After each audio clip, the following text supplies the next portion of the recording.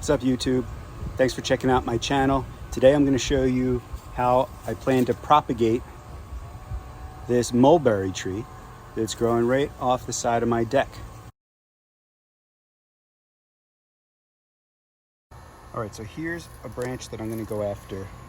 It's kind of a thin branch, but I don't know, it just looks great. It looks healthy compared to some of the other branches.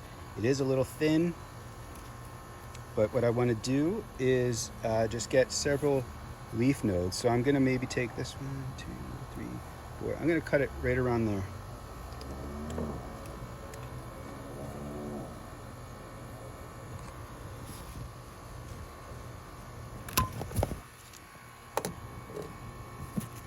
It's one cutting. And then its cousin is right up here. So we have node 2. The nodes are a little, internode area is a little longer here. The internode is the area between the two nodes. This 1, 2, so maybe, I think this one's probably too long, but we'll start here and adjust if I need to.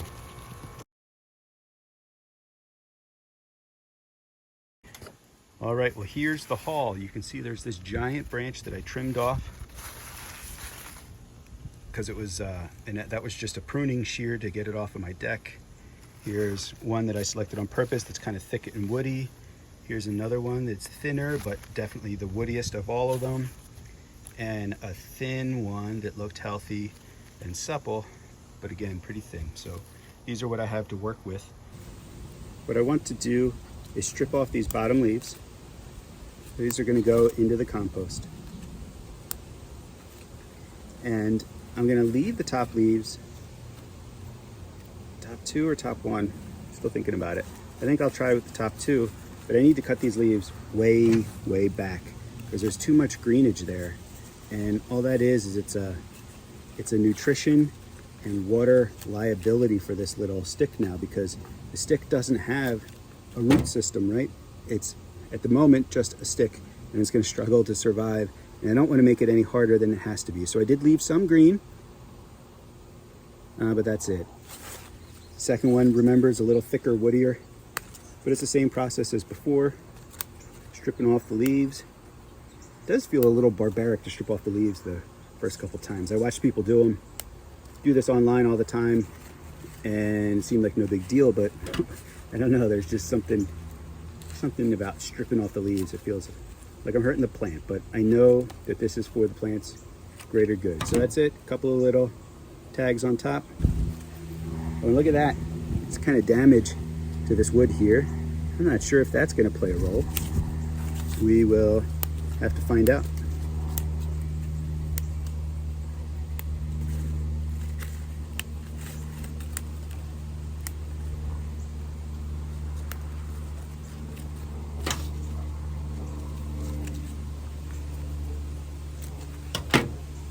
All right, another one. And last but not least, we have the behemoth that was swinging on to my deck. This is about this is like a 2.5 foot branch. We don't need that. Again, I'm just going for a tip around that size, and I'm gonna look for a leaf node. This one is dried up and missing a leaf. It's probably healthy, but I don't really know. So what I'm gonna do is I would probably, just by trying to make it consistent with the other size branches, I would probably cut it here at this node. I'm just not sure about that node.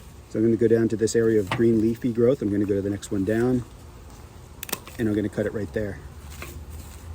Same procedure as before. If you're a leaf and you're not at the top, you have to go. We will dismiss you with prejudice. I think that's something they say in the court, and if not, I'm sorry if that sounded weird. I was just ad-libbing here, a little silly. But all right, so now we have the leafy growth at the top, and we give it that bizarro haircut, and that's it. Now this one I did cut finer than I would have wanted to, but that one looks all right. Again, practice makes perfect. We have this stick. And so originally I was just going to do these 4, and they were all going to be tip growth. But I do have the benefit of having this longer stalk, and it's heavier wood down here. And so I'm pretty sure that what people would say is that that's not going to root as well, but it's going to be waste anyway. And so I'm going to give it a shot. So same treatment as before. Strip the leaves. And I am going to use this little dowel plastic tube to dig a hole in my dirt and send it down in, and then compact it around. That is cutting number one. Oh, wait, stop tape. I wanted to show you the difference between all the branches. So let's pretend like we didn't see that.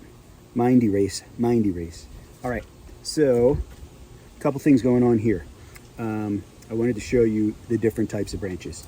So this is the branch that was more of the main stick, right? This was the lower cut, the cut that I took a pruning cut all the way. It was like the 2.5 foot cut.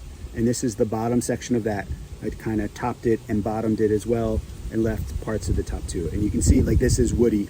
If I, the bark would probably be green and hard to break in half, like it wouldn't strip cleanly, but I'd have to snap that. That's like a twig that would snap.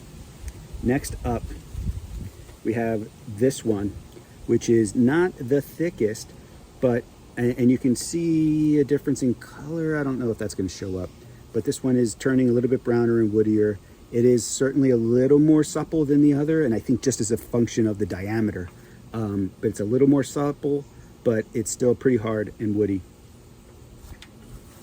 This next one as well is also similar color, hard and woody. Oh, but the difference is like right up here towards the top, it starts to get a little bit more green. This one is pretty much woody to the very end until it's a leaf stem. This one was the thinnest one, and it's somewhere in between. It's still sort of woody. It's really thin, so it's supple. And then there's this one, which is kind of cool and crazy, where it's still pretty green. This whole section here is like a deep, vibrant green, and this section here is a little bit more woody. So this is where you can see sort of the transition. I'm not sure how well that's going to show up on video, but it certainly is different. So we did kind of get a range. We have some thicker branches. We have some thinner branches. We have some from the tips. Most of them are from the tips. We have one from a lower section. And we're going to give them a shot. And none of these, I'm not going to use rooting hormone on any, and we'll see how well it takes.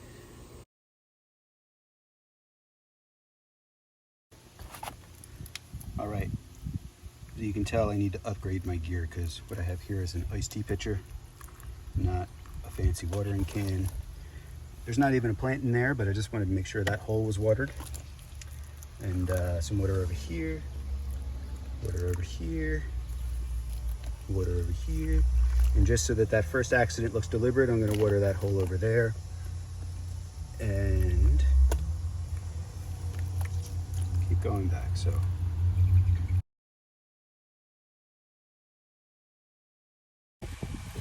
look at all this leaf carnage, absolute carnage. Nobody shows you this on YouTube. What happens to the leaves? You know what happens to the leaves? Boom, they go into a compost bucket. Boom, compost. One more time. What do we say? Boom, compost. All right, I want to show you a little bit more how the mulberry sticks are doing. These were the semi-softwood cuttings. So this is still kind of a live, non-dormant plant. And I put them right into the potting mix in a shady area of the deck, and you can see it's shady over there. There's a little bit of mildewy kind of growth there on the wall, but I didn't do any other preparation. I just cut them and I just put those sticks into the dirt, and you can see a variety of responses here. So for this this stick, you still see it's green and looks alive. Those leaves are dying or already dead. You see this one, now it could just be the color of the stick if it was browner, but this one looks like it's not holding on at all.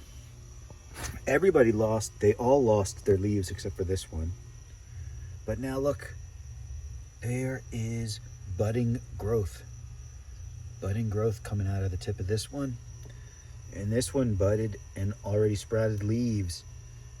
And so no activity out of the corner. You can tell the maple leaf is getting rid of it. Maple tree is getting rid of its leaves. It's been really hot and dry here this summer.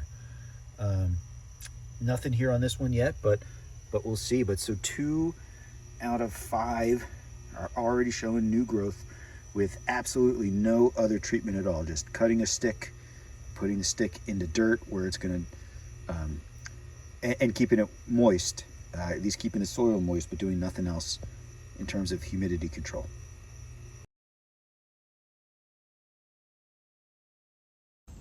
Here's a quick update looking at the mulberry sticks daily for most days. And you can see 3 of them didn't, 2 of them definitely didn't take. That one and that one look like they're dead or almost dead. I'm gonna let them play out to see if they bounce back. They're probably dead, definitely over wet looking. This one here dropped his leaves, but the stick still seems kind of vital, potentially, and there are buds on the sticks, so I'm gonna let that one ride. These though have definitely sprouted right at the top cut, so those are looking great.